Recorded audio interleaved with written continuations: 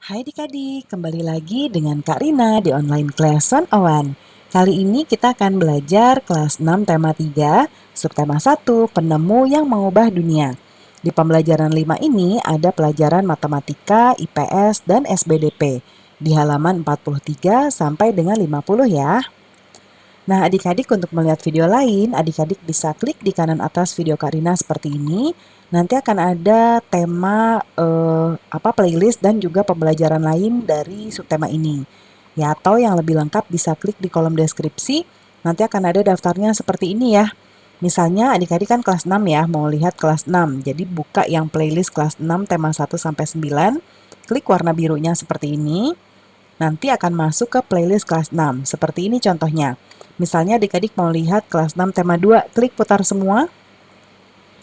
Nanti akan muncul video-videonya diputar otomatis ya, mulai dari halaman awal, halaman 1 sampai 7, 8 sampai 16, kemudian 17 sampai 25 dan sampai halaman terakhir.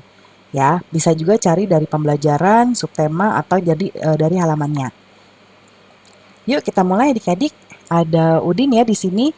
Kata Udin, masih ingatkah kamu dengan Thomas Alva Edison? Nah, Karina aktifkan penanya dulu ya. Nah, Thomas Alva Edison adik-adik masih ingat nggak? Dia yang menemukan bola lampu pijar ya adik-adik. Apa dampak penemuannya bagi kehidupan kita sehari-hari? Nah, kalau Karina sangat bermanfaat banget ya.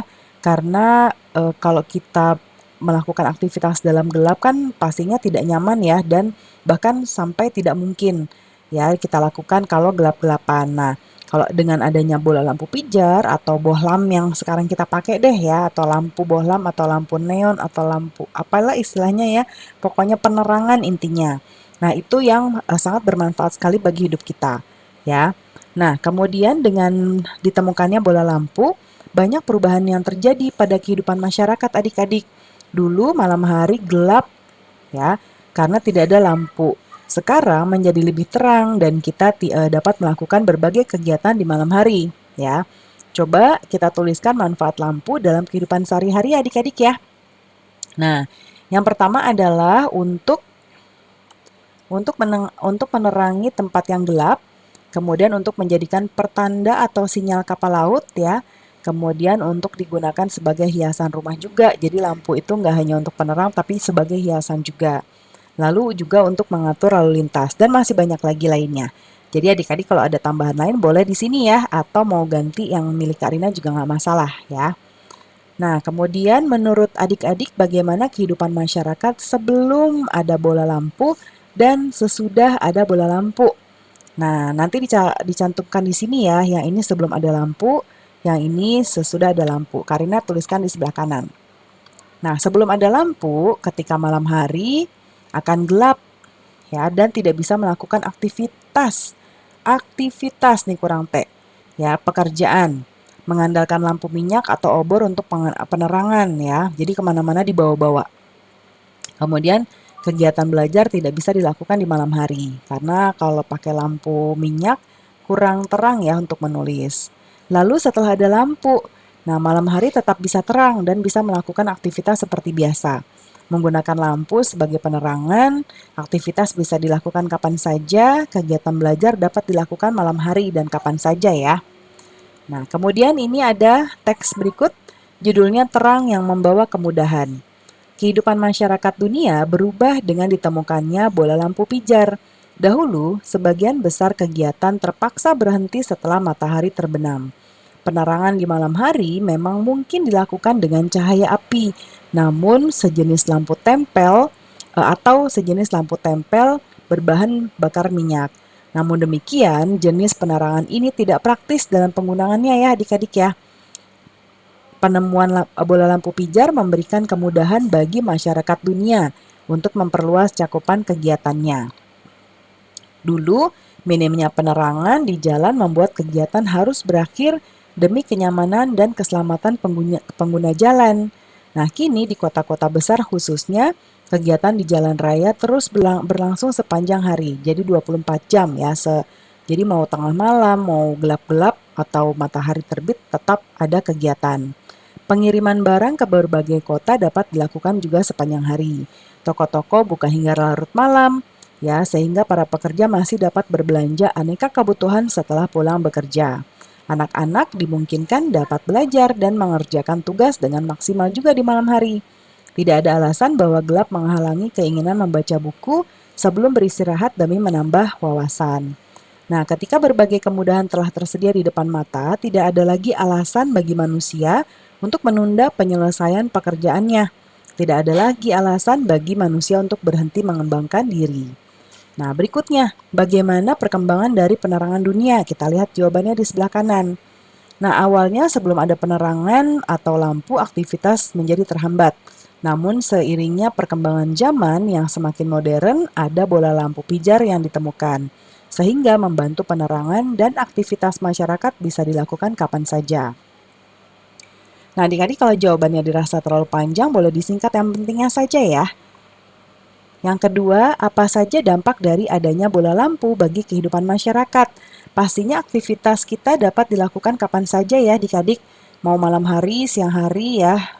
Kenyamanan dan keselamatan pengguna jalan terjaga, toko-toko bisa buka hingga larut malam, pelajar sekolah juga bisa belajar di malam hari.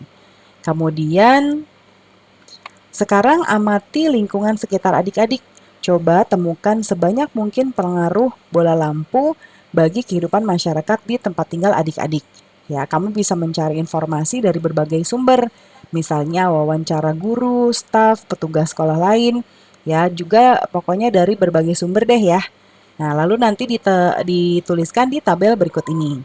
Nah, jadi ada nomor, ini 1 sampai berapa ya? Sampai 5 ya. Kemudian tuliskan nanti di sini pengaruh bola lampu bagi kehidupan masyarakatnya. Karina tuliskan di sebelah kanan, nanti adik-adik salin di sini ya. Yang pertama, jalan raya menjadi terang. Yang kedua, keamanan lingkungan lebih terjamin karena terang ya. Lalu masyarakat dapat membuka tokonya atau berjualan hingga malam hari. Pertunjukan acara bisa dilakukan malam hari tanpa hambatan penerangan. Aktivitas warga dapat berjalan hingga malam hari, ya misalnya pertemuan warga. Kemudian selain bola lampu, banyak sekali penemuan yang membawa perubahan bagi kehidupan masyarakat adik-adik. Bagaimana perubahan kehidupan masyarakat setelah ditemukan alat-alat berikut. Ini ada setrika. Setrika itu zaman dulu kayak gini adik-adik, ini dalamnya tuh diisi arang.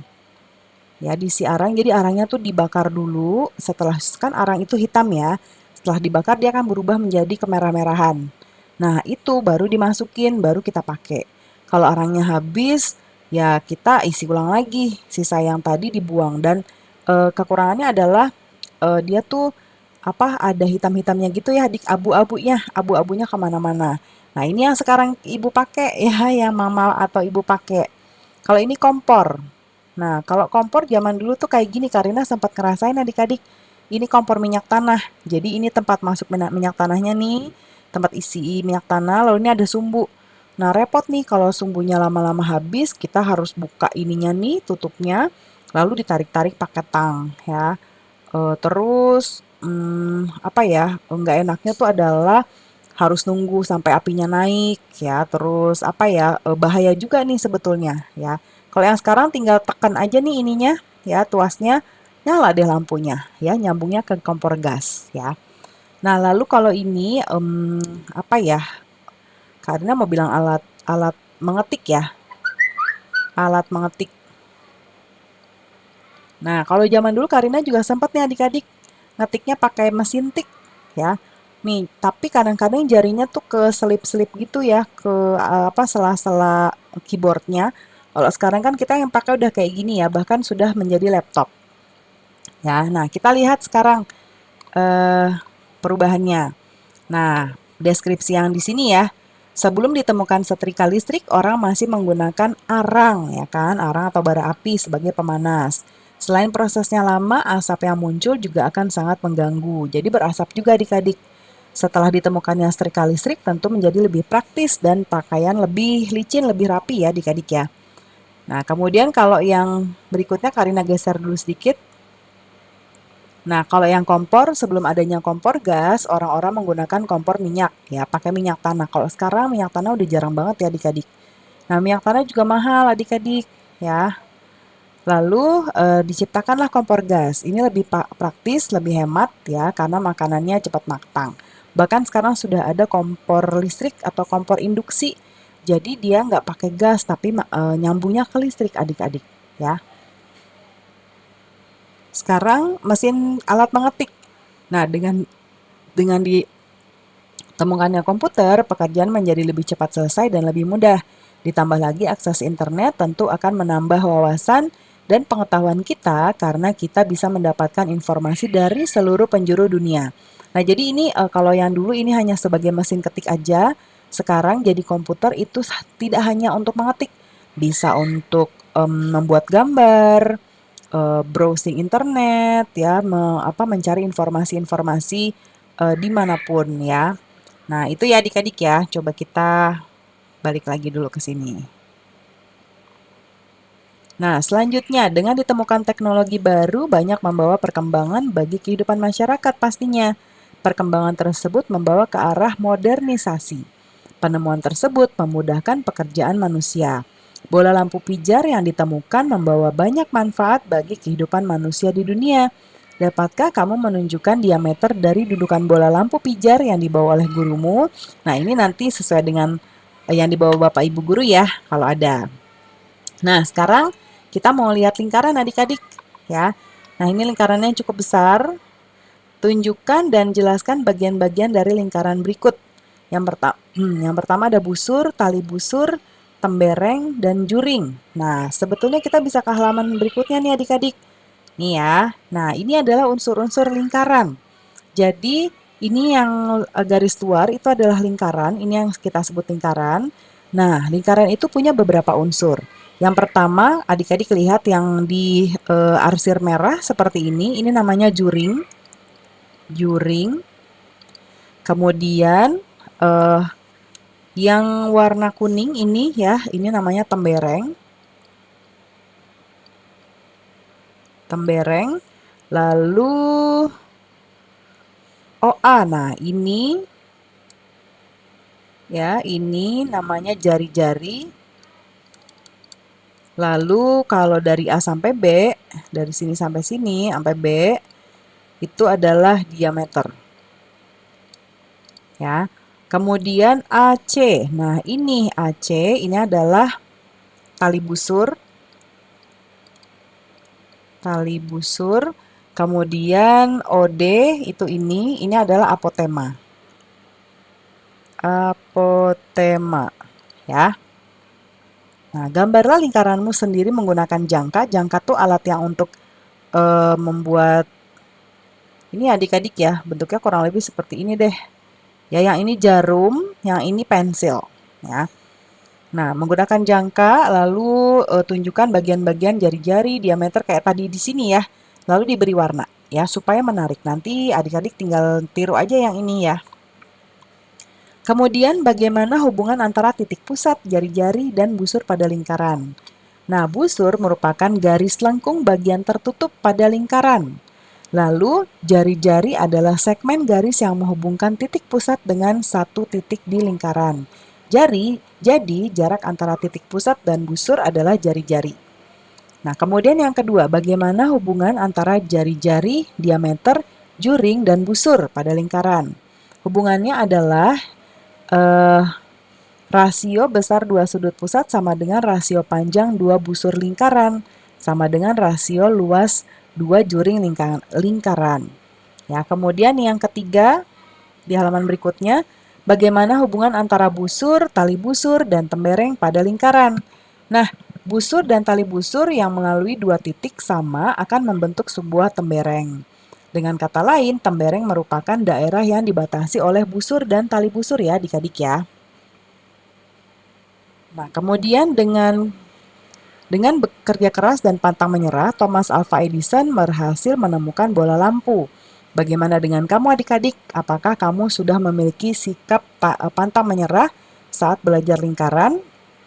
Nah, sekarang kita mau menyanyi Mariam Tomong ya. Yang ini karena biasa adik-adik pasti tahu kalau bernyanyi Karina tidak pintar, jadi Karina serahkan ke Bapak dan Ibu guru di sekolah ya untuk menjelaskan ya. Nah, pembelajaran kita sudah selesai ya adik-adik. Terima kasih sudah menonton sampai akhir. Mohon dimaafkan apabila ada kesalahan dalam perkataan maupun dalam materi yang diberikan. Sampai jumpa di pembelajaran berikutnya. Dadah!